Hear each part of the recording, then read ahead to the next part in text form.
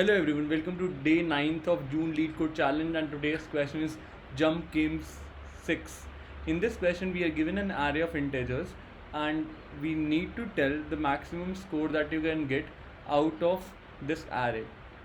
The constraints given in the question are something like this. In one move you can jump at most k steps forward without going outside the boundary of the array. That is, you can jump from ith index into the range I plus 1 up till I plus k steps. Also, we need to reach the last index at n minus 1 position. Your score is sum of all the numbers that you encountered while reaching n minus 1 position. We have done similar kind of questions in the past: jump game 2, jump game 3, jump game 4. Although this is slightly different to the previous approaches that we followed. Without much ado, let's look at the presentation that I have created for this and let's get started. Jump game 6, lead code 1696, and let's understand the solution. Why the same example that was specified in the question. The input array is something like this: 1, -1, -2, -4, -7, 3, and at max you can take k steps from the current position. What we are going to do, we'll use a priority queue for solving this question, and in the priority queue we will have two parts. The first one is the total score so far including the current node that you are standing at, and the second thing is to store the index of the current node at which you achieved this score. So you will understand the logic as we go through the test cases. Since we are starting from the 0th index, we'll put score 1 at an index 0 into the priority queue. Let's continue the process. What we are going to do, at index 1 we have -1 as the current score. We'll pull out the maximum score value from the priority queue. The maximum score value from the priority queue is 1 and it happens at index 0. So the current index is 1 and the max score index is 0. It lies within the range of k, which is 2. 1 minus 0 is 1. It is less than equal to k. That means we will acknowledge this score and we will add both the scores together, the max score plus the current score, and generate the new score, which is 0, and you'll add it into the priority queue. So score 0 occurs at index 1. Now the priority queue has two elements in it: score 1 at 0th index and score 0 at first index. Let's continue the process. We have at index 2 -2 as the current score. What you are going to do, you'll pull out the maximum element from the priority queue, which is nothing but 1, and it happens at score 0. So we will check whether the current index of the max score is within the range of k. 2 minus 0 is less than equal to 2, which makes sense, and we will acknowledge this score. The max score is 1, current score is -2. -2 plus 1 gives us -1, so we will add -1 into the priority queue and it occurs at index 2. Let's continue the process. Next we have 3. Let's pull out the max score out of the priority queue. The max score object is 1, 0, and this time let's calculate the difference between the indexes of the max score element and the current element into consideration. That means 3 minus 0 is not less than equal to 2. It is out of range, so we need to ignore this value. So this element will be deleted from the priority queue because at max you can take 2 steps. Now we will look out for the next maximum element in the priority queue, which is nothing but 0, 1. So 0, 1, score is 0 and index is 1. Does this lie within the range? 3 minus 1 is less than equal to 2. That means it is within the range of the sliding window. What is the score here? The score is 0. Also this is plus 1 instead of -1. So 0 plus 4, the total score becomes 4. and the index at which it occurs is 3. Let's continue the process. Next we have 4 comma minus 7, and let's pull out the maximum element out of the priority queue. We have 3 elements in it: 4 comma 3 minus 1 comma 2 0 comma 1, which is the maximum score. Maximum score is 4 comma 3, index is 3, score is 4. Let's check whether it lies within the range. 4 minus 3 gives us 1. 1 is less than equal to 2. That means it's within the range. So we will add the maximum score to the current score. Max score is 4, current score is minus 7. That gives us minus 3. So we'll add minus 3 into the priority queue, and index at which it occurs is 4.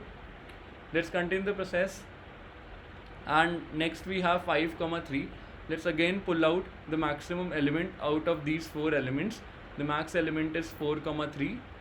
Let's check whether it lies within the range. 5 minus 3 is less than equal to 2.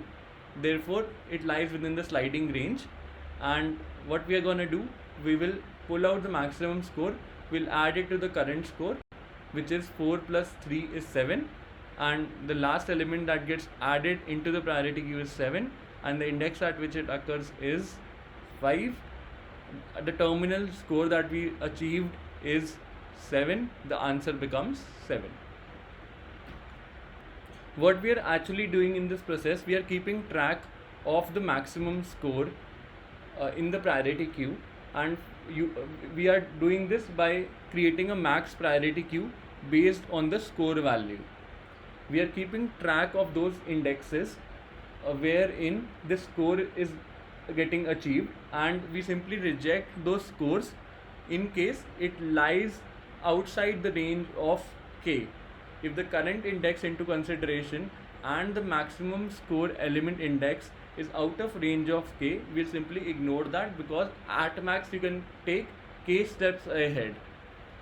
Let's continue the process for another test case that I have devised. It's also the same one, the second test case as that was specified in the question. So let's get started.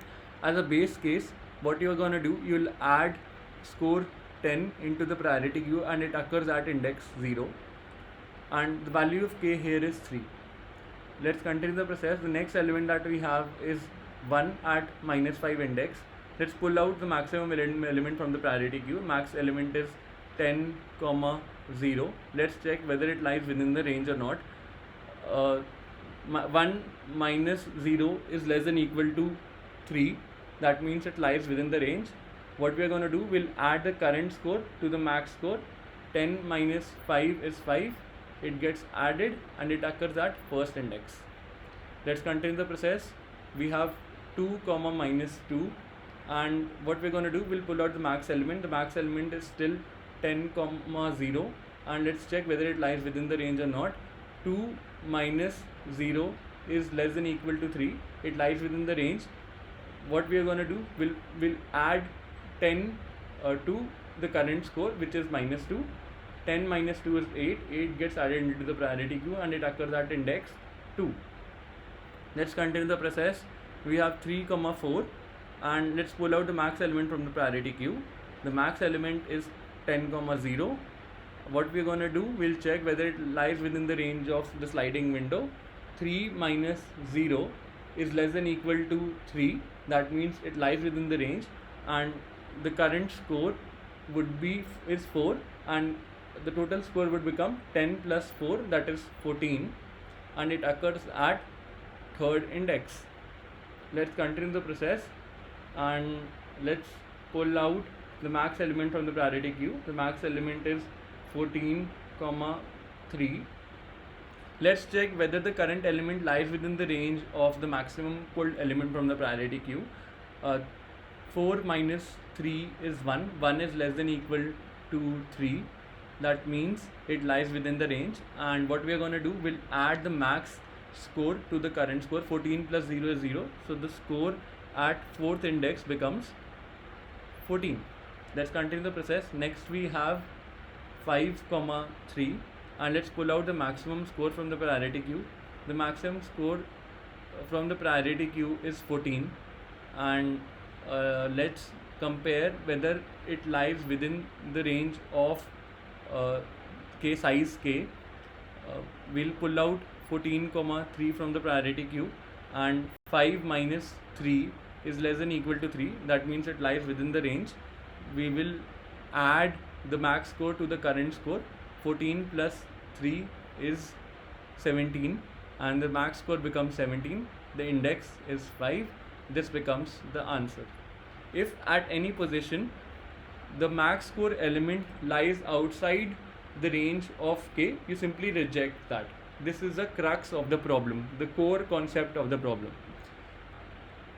Talk less, code more. Now let's moving on to the coding section. And let me just change to Chrome. Here what I have done is one of the corner statements. If length is 0, I simply return 0.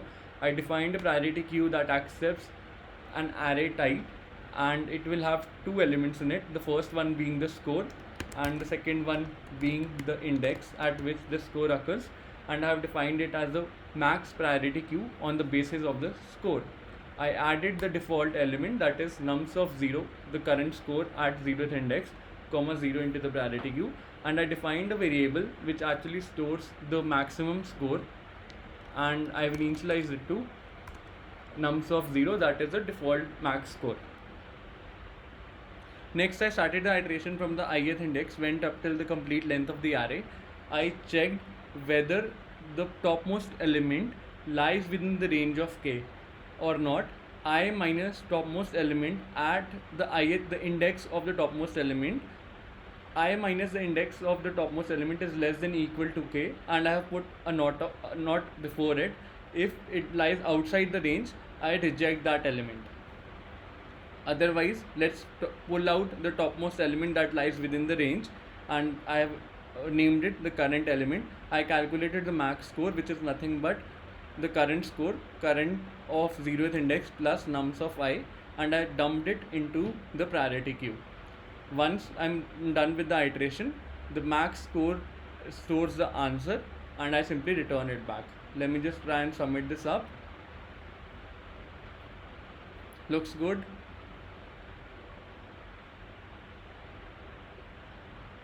The time complexity for solving this question is order of n log k, because it will store at max k elements in the priority queue.